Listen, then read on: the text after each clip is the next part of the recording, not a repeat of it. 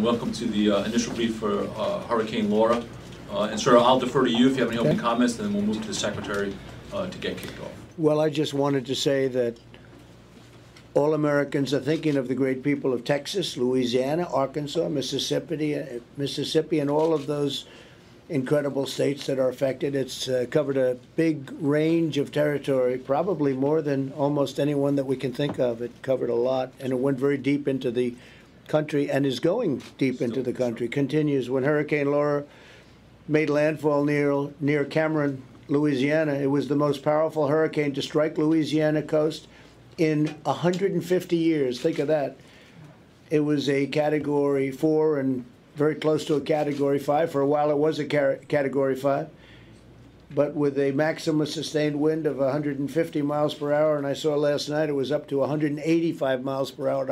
I had never seen that before.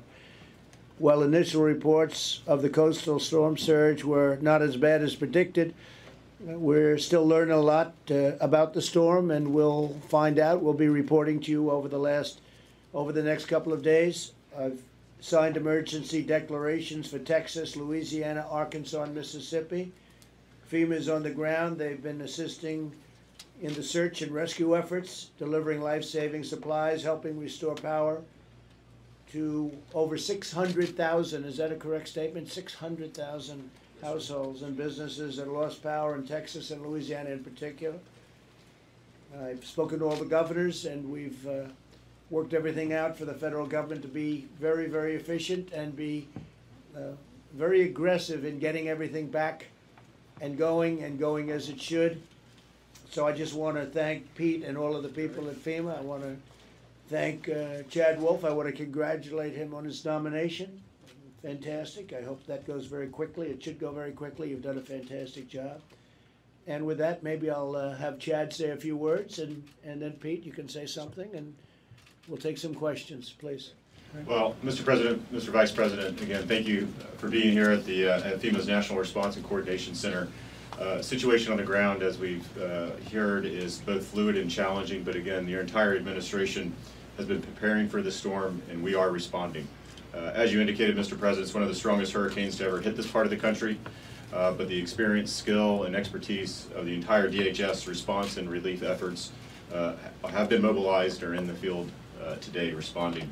I think you've heard Administrator Gaynor. I know the Vice President has, time and time again, the best response to a disaster is one that is locally executed, state managed, and federally supported. And thankfully we have very strong partners, both with Governor Abbott and Governor Edwards in this fight to respond. Mr. President, you acted quickly to authorize emergency disaster declarations for Texas, Louisiana, and Arkansas, which has allowed the federal government to prepare and now respond to the hurricane. So thank you for that as well. A successful response involves an all-of-government approach, and so FEMA's leading that approach, and your Coast Guard pre-positioned assets, pre-positioned its people, and are responding today. They're up in the air. They're conducting search and rescue assessments and other types of assessments. We've also deployed Customs and Border Protection air assets as well, along with DOD, Army Corps of Engineers, again, a whole-of-government response. I know Administrator Gaynor will be down in the area starting tomorrow. And I will likely be down there this weekend as well. So again, Americans are resilient people, and DHS is prepared to help our fellow Americans in the path of the hurricane to recover and to respond. So thank you again for being here today and showing your support to the men and women of FEMA. Thank you. Great job. Pete? Thank you, Mr. Secretary. So we're going to go to Dr. Neil Jacobs, the Assistant Secretary of Commerce for Environmental Observation and Prediction from NOAA. Neil.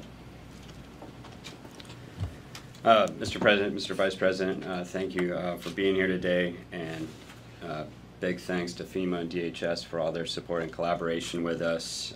Really wanted to thank the folks at the Weather Service and the National Hurricane Center for the fantastic and tremendous work they've done in predicting this, and also their collaboration with the state and local emergency managers. Also wanted to mention the Hurricane Hunter flights flying into the storms, collecting data. At any given time, we had 3 different planes rotating, and also a lot of help with the Air Force. They also were sending planes into the storm to collect data. The models and the observations have been hugely beneficial this season, very much thanks to the Weather Research and Forecasting Innovation Act that you signed into law in 2017. We did have to evacuate one forecast office.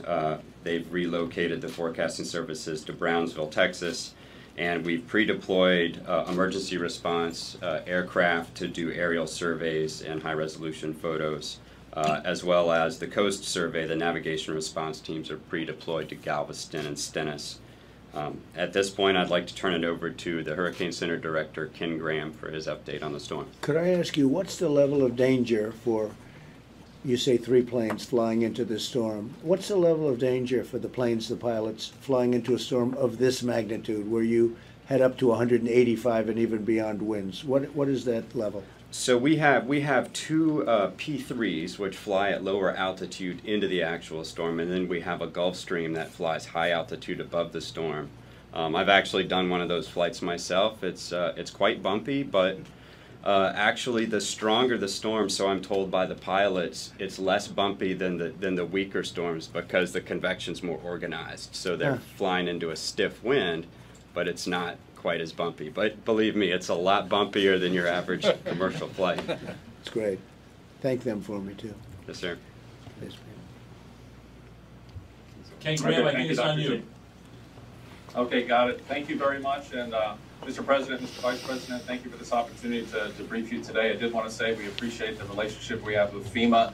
We actually have FEMA, the Hurricane Liaison Team, embedded with us here at the Hurricane Center. So it's just a great partnership that we work these big events. So I did want to start off with the latest information on Hurricane Laura. It just became a tropical storm, 70 miles an hour on the latest update, still moving north at 15 miles an hour. So we look at this satellite here. The NOAA satellite is one of the tools that we use to really keep an eye on these systems like this. Landfall, as you said, Mr. President, was at 1 a.m. at 150 miles an hour near Cameron, Louisiana.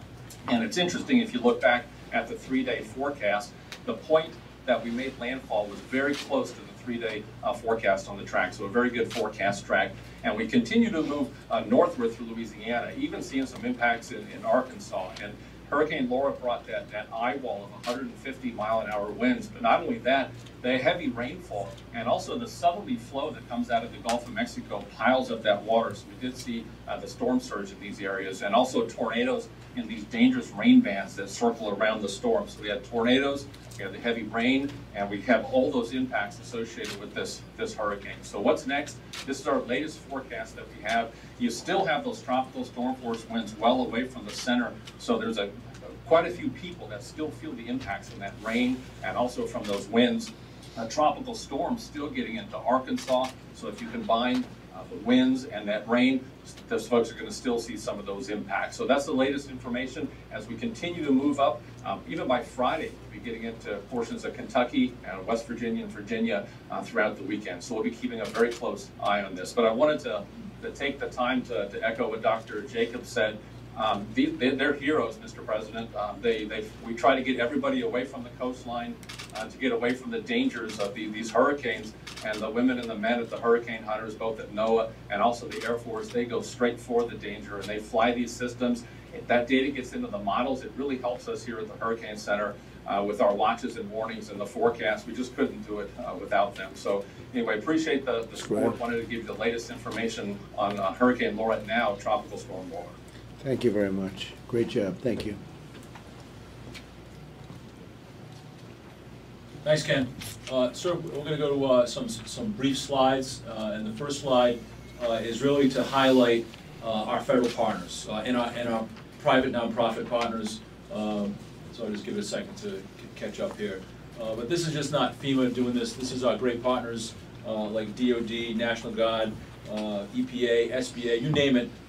There are people in this building or virtual because of COVID that are supporting these efforts. And again, like the Secretary mentioned, a whole of government response when it comes to this hurricane and any other natural disaster that we may see in the future. And next slide, slide 4, please.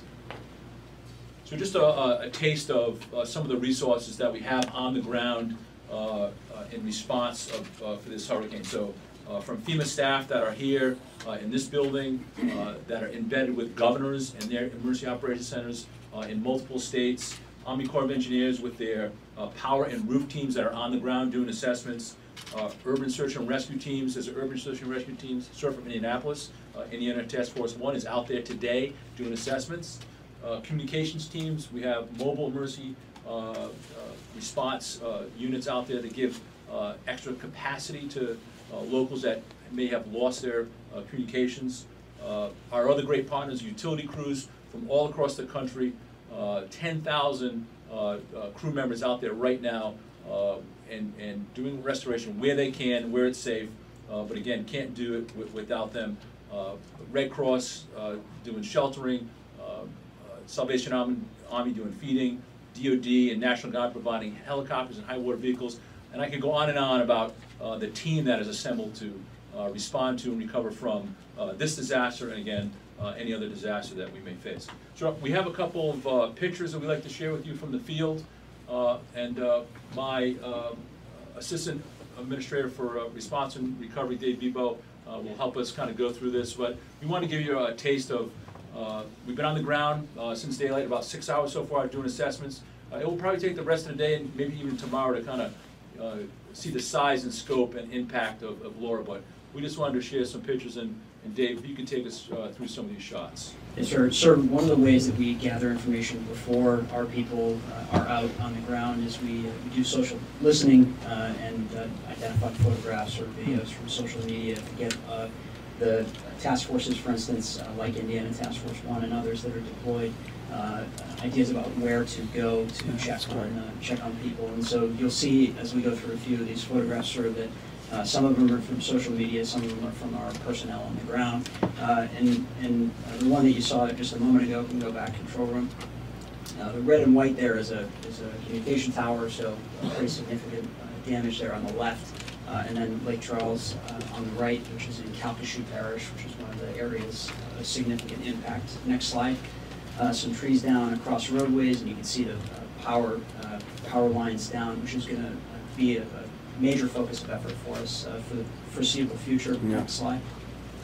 Roadways overtopped with water, which dewatering them and then making sure that they're safe for passage will also be a focus for us, and one of the ways that FEMA provides assistance to states after disasters.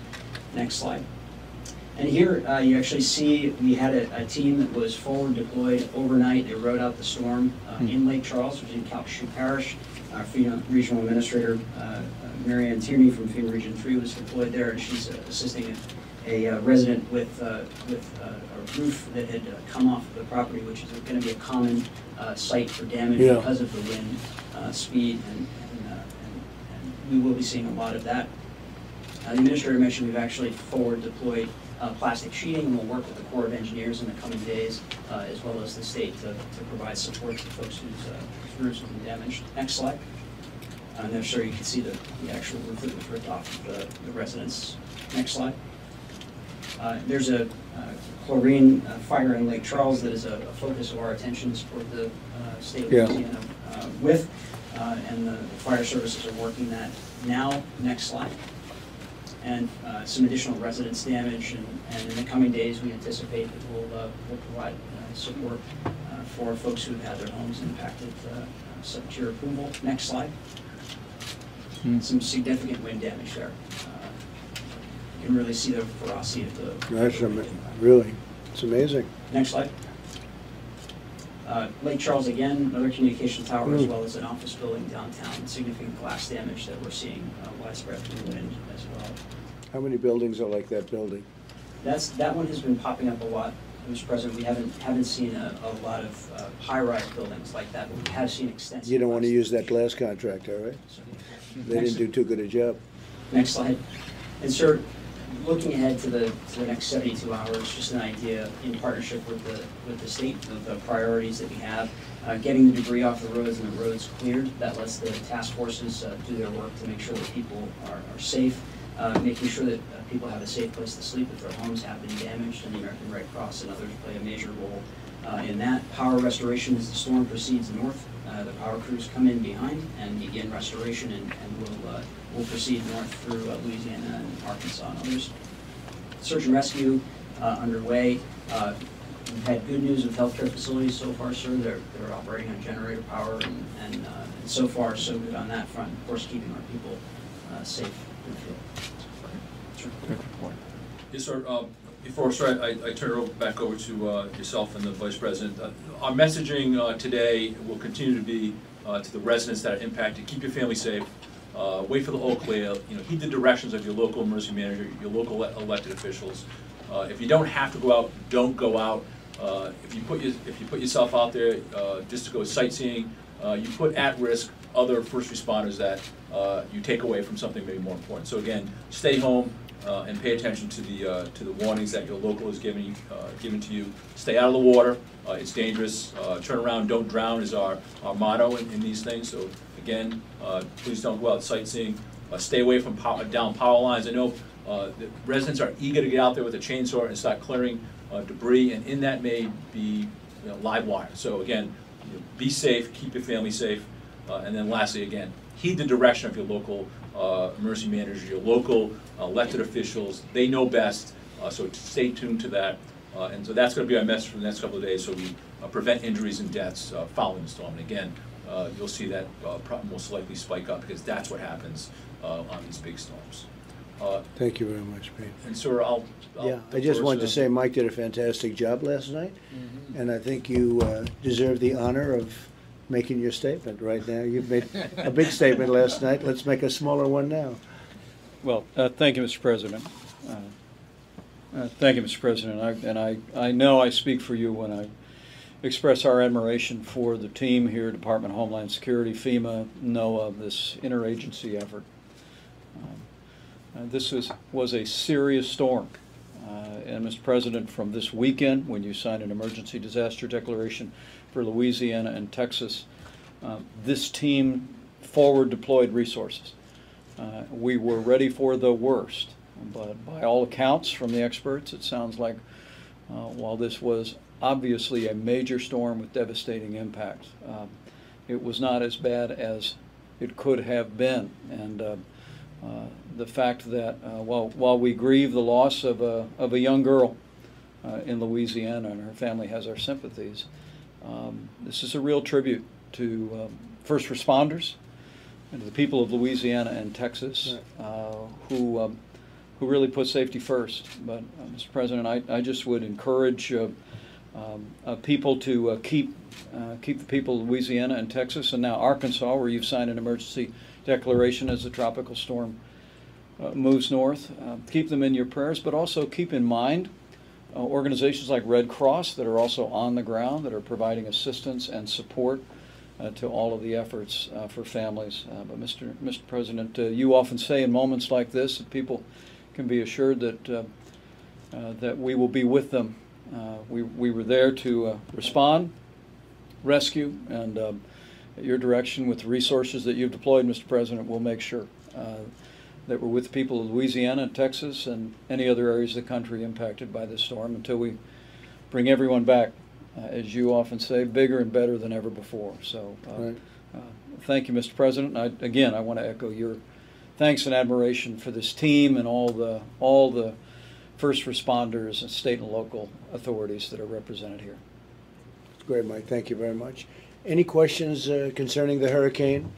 Yeah, yes, please. Mr. President, will you be visiting the Gulf Coast, and if so, when? Very shortly. We'll be doing tonight. In fact, I was actually prepared to postpone the speech tonight and make it on Monday. I was going to Texas. I was going to Louisiana, maybe Arkansas. Looks like Arkansas. I just spoke to the governor. It's going to be in pretty good shape, but they'll need some help. But now it turned out we got a little bit lucky. It was very big. It was very powerful, but it passed quickly. And so everything's on schedule. We'll probably be going on Saturday or Sunday, and we'll be heading to Texas and Louisiana, and maybe an additional stop. So that'll either be on Saturday, a little bit in the afternoon, or Sunday, and we'll be ready. I think you'll be prepared by that time. But I just want to thank all of the people from FEMA in particular, and all law enforcement and everyone else locally, because they've done a fantastic job. So we'll be going Saturday or Sunday. Mr. President, could you also comment on what's going on in Wisconsin and the NBA response to the violence? Yeah, I can tell you that Wisconsin, I appreciate the governor calling and saying he wanted National Guard. As you know, last night was very quiet. The night before wasn't, and the reason it wasn't, they didn't have proper protection. But I respect the governor's decision to get that protection. The National Guard did a fantastic job. Mark Meadows is here. We called up the National Guard. We sent it out, and they did a fantastic job last night. We had virtually no incident. Portland should do the same thing. These are all Democrat-run cities that should do this, as they did really in Wisconsin. So it went very, very smooth. We had a relatively small force. We can be much larger if necessary. We'll move a very large force there, but we didn't need too much, and it worked out very well in Wisconsin. And all I ask is that these cities that are having difficulty, if they call us, if they request that we send the National Guard, they will be there instantaneously, and we will put out the fire, we will put out the flame, we will put out the vandalism, because the vandalism and the looting is ridiculous to allow this to happen. I don't know how they can possibly do it and why they do it. I don't understand, because all they have to do is call. They can call me, they can call Mike, they can call any one of us. We'll have the National Guard there, and we will stop the violence very quickly. Chad, I think you might want to say something about that. Absolutely, Mr. President. I think what we've seen across the country, particularly in Portland and other cities, is when the capacity outstrips what the state and local law enforcement can do, they need to pick up the phone and they need to request help. In those cities that do that, we see the violence curbed and reduced almost immediately. So I would encourage other cities that are targets and that are experiencing this violence, particularly Portland. The governor needs to send in the National Guard, needs to step up and ask for help if they need it. It's over 3 months of violent activity in Portland, and it needs to come to an end. We could solve that problem so easily and so quickly, and it seems such a shame that for political reasons, I don't know, it can't be good for them politically, but these, let's call them Democrat governors, or frankly will respond to a mayor also if they need help. But Portland's a great example. It's been going on for 90 days, and we could put it out in 1 hour. All they have to do is ask us to come, and we will be there with the National Guard. We actually sent Homeland Security officers in to protect the courthouse because they were unable to protect the courthouse. And as soon as they got there, the courthouse was protected. But we'd like to go a big step further than that, and we could fix the problem very quickly. But they have to call us, and we have to respond to their call. That's the way it works. And your reaction, sir, to the NBA protest yesterday against another shooting of a black man by police? I don't know much about the NBA protest. I know their ratings have been very bad because I think people are a little tired of the NBA, frankly. But I don't know too much about the protest. But I know their ratings have been very bad, and that's unfortunate. They become like a political organization, and that's not a good thing. I don't think that's a good thing for sports or for the country. Mr. President, you have a large storm. You have the fallout from these police shootings. Is tonight an appropriate time to have a political celebration? Very appropriate. The country's doing very well economically. We're on a V. It could even be a super V. We set a record last quarter on jobs. The job numbers were, as you know, over 9 million jobs. That's a record in the history of our country. I think we're going to have a GDP that's going to be mind-boggling.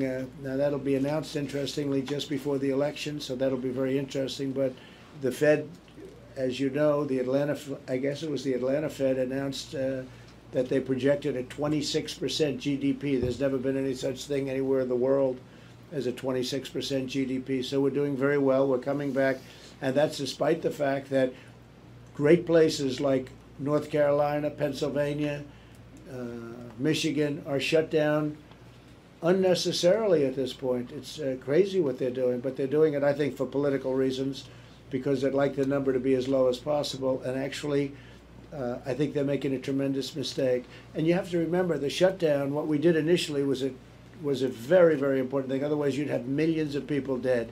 You would have millions of people. And then we learned, and we watched closely, and now we have vaccines coming very soon. We have therapeutics. It's been incredible what's taken place. But I have to say, they should open up their states.